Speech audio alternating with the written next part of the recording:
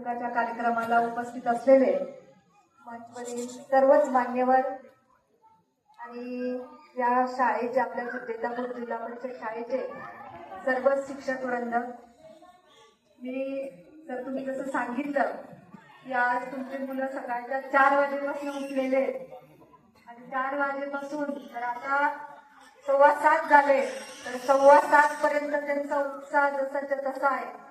तर आज मी पण त्याच्यासारखं दिन होता, त्याच्यामुळे सकाळीच उठले आणि सकाळी 6 वाजेपासून इथे माझा कार्यक्रमाला सुरुवात झाली. संभाजीनगरवरून निघाले आणि आता मधला जो वेळ होता 4 ते 5चा, तर असं वाटत होतं की आता घरी जावं आणि झोपून राहावं. दिवसभर थकलेली, परंतु जशी जेतापूरमध्ये आले आणि जसं तुमचं शाळा बघितली तर माझ्यात पण एवढा जोश आलाय की अजून मी 3चा कार्यक्रम करू शकते, एवढा जोश तुम्हाला सगळ्यांना बघून माझ्यामध्ये आला. आजच्या या दिवशी आपल्या शिक्षकांसाठी जर काही म्हणायचं असेल तर मी आपल्या सर्वांना एकच म्हणेन की हँड्स अप, याच्या पलीकडे काहीच नाही.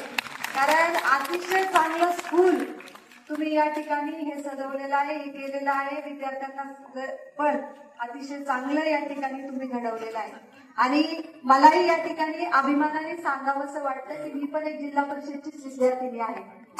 कारण माझ्या आई वडील या मताचे होते की असं नव्हतं की ते आम्हाला मोठ्या स्कूलमध्ये टाकू शकत नव्हते किंवा बाहेरगावी कुठे शिकायला पाठवू शकत नव्हते, परंतु माझ्या आई वडिलांचं पहिल्यापासूनच एक म्हणणं होतं की जे संस्कार आपल्याला जिल्हा परिषद शाळेमध्ये दिले जातात ते संस्कार आपल्याला इतर कुठल्याही शाळेमध्ये मिळत नाही आणि त्या संस्कारामध्ये जिल्हा परिषदच्या शाळेच्या संस्कारामध्येच आम्ही मोठे झालो. परंतु तुम्ही जे इथे बसलेले विद्यार्थी आहे, हे विद्यार्थी तुम्ही खूप नशीबवान आहेत. कारण आपल्या शाळेबद्दल असं सांगू नये, परंतु तुमच्यासारखे सर जर आम्हाला सगळ्यांना मिळाले असते तर नक्कीच आज आम्ही सुद्धा एक वेगळ्या उंचीवर त्या ठिकाणी असतो. कारण एवढं आहे, उंचीवर आहे असं म्हणता येणार नाही, परंतु सर जे हे तुम्ही आज या मुलांना देताय ते आमच्या काळात आम्हाला मिळालेलं नाही आणि त्या काळात नव्हत्या पण एवढ्या फॅसिलिटीज, त्याच्यामुळे आम्हाला सुद्धा या सगळ्या गोष्टी मिळाल्या नाही. परंतु एवढ्या ग्रामीण भागामध्ये, एवढ्या खेड्यागावामध्ये तुम्ही अशा प्रकारची ही शाळा या ठिकाणी केली, त्याबद्दल खरंच तुमचं मनापासून कौतुक करावं वाटेल. आणि आपल्या सर्व शिक्षकांना मी एवढी मोठी नाहीये की मी आपल्याला काही सांगितलं पाहिजे, कारण शिक्षक हे शेवटी गुरु असतात आणि गुरुच्या पुढे माणूस किती जरी मोठा असला तर तो शेवटी त्यांचा गुरु असतो. फक्त मला एकच आपल्या सगळ्यांना या ठिकाणी सांगायचंय की सर आपल्या शाळेची ऍडव्हर्टाइजमेंट या ठिकाणी झाली पाहिजे चांगल्या प्रकारे. कारण आज मी शाळेत आले म्हणून मला माहिती झालं की जैतापूरची शाळा अशी आहे, परंतु आपल्या तालुक्यातल्या प्रत्येक शाळेला, म्हणजे मला तरी असं वाटतं की आपला वाळूजवळ कोणतं गाव आहे तिथे सरपंच आहेत बघा, ते गाव आपण बघायला जातो, पाटोदा. पाटोदा जसं गाव आहे, त्या पाटोदा गावाला दुरून दुरून लोक बघायला जातात की पाटोदा गाव कसं केलेलं आहे. तर तसं मला असं वाटतं की आपली जैतापूरची शाळा कशी केलेली, असं प्रत्येक शाळेतले विद्यार्थी या ठिकाणी बघायला आले पाहिजे आणि ते जेव्हा इथे बघायला येतील तेव्हा आपण ह्या शाळेची त्या ठिकाणी ऍड करू. ऍड म्हणजे सोशल मीडियाच्या माध्यमातून. आजकाल हा जमाना सोशल मीडियावर चालणारा जमाना आहे, त्याच्यामुळे सोशल मीडियाच्या माध्यमातून आपण याला अजून किती प्रसिद्धी देता येईल आणि तालुक्यामधून किती लोकांना माहिती होईल की अशी शाळा या ठिकाणी आपण सर्वांनी केली, तर आपण याचा जास्तीत जास्त सोशल मीडियावरती त्याची ऍड करून लोकांपर्यंत आपण या ठिकाणी पोहोचावा अशी विनंती मी आपल्या सर्वांना करते. कारण हा लाभ फक्त तुमच्या शाळेतल्याच विद्यार्थ्यांना नाही तर तालुक्यातल्या विद्यार्थ्यांना सुद्धा या ठिकाणी झाला पाहिजे, हा याच्या मागचा हेतू असणार आहे. त्याच्यामुळे मी खरंच मनापासून या ठिकाणी सगळ्या शिक्षकांचं खूप खूप कौतुक करते.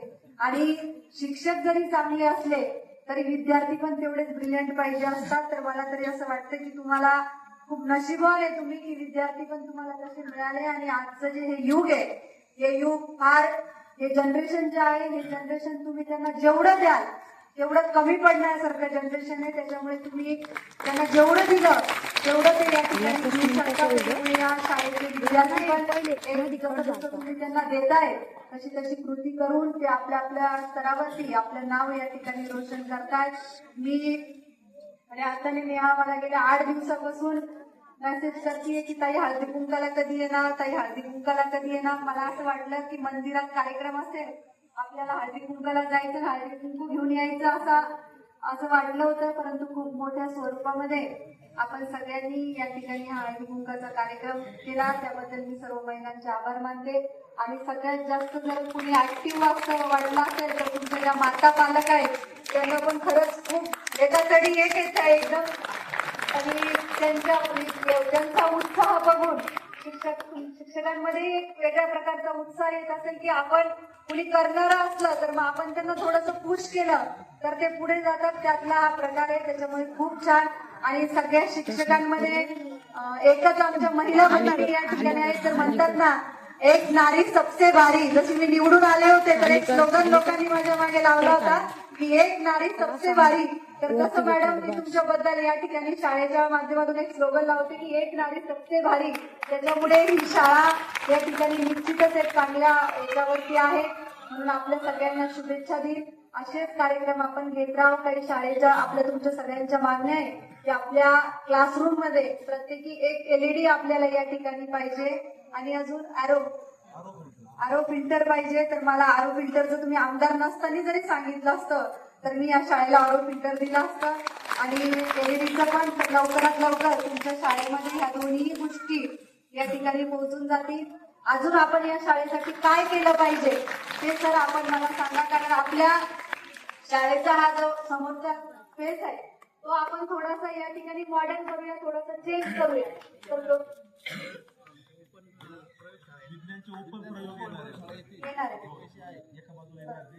आपल्याला याच्यामध्ये काय डेव्हलप करता येईल त्या सूचना या ठिकाणी मला करा. कारण मी जेव्हापासून आमदार झाले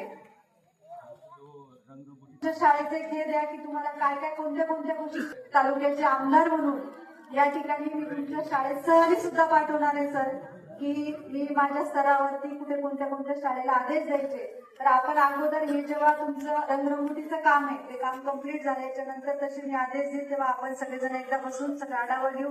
आणि अजून आपल्या शाळेला या ठिकाणी चांगली शाळा करण्यासाठी अजून काय काय माझं योगदान लागेल ते योगदान या ठिकाणी मी करेन. मी जिथे जिथे गावामध्ये जाते तर खऱ्या अर्थाने आपल्या कन्नड सलगाव तालुक्यामध्ये आमदाराची ओळख म्हटल्याच्या नंतर आमदार हे फक्त दोन गोष्टीसाठीच ओळखले जातात. एक सभागृह करण्यासाठी आणि मग दुसऱ्या वेगळ्या गोष्टीसाठी. ती गोष्ट मी या ठिकाणी बोलू शकत नाही. तर त्याच्यामुळे मी सभागृहाच्या विरोधात नाहीये असं मी प्रत्येक गावात गेल्याच्या नंतर मी सांगते की मी सभागृहाच्या विरोधात नाहीये.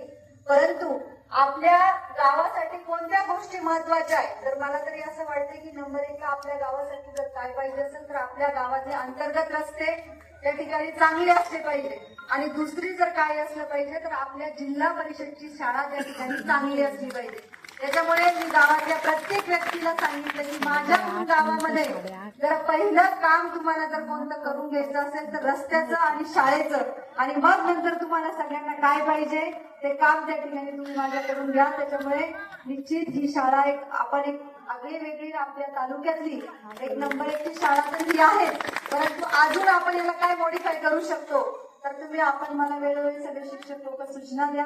त्या सूचनेनुसार या ठिकाणी मी माझ्या माध्यमातून काम करेन.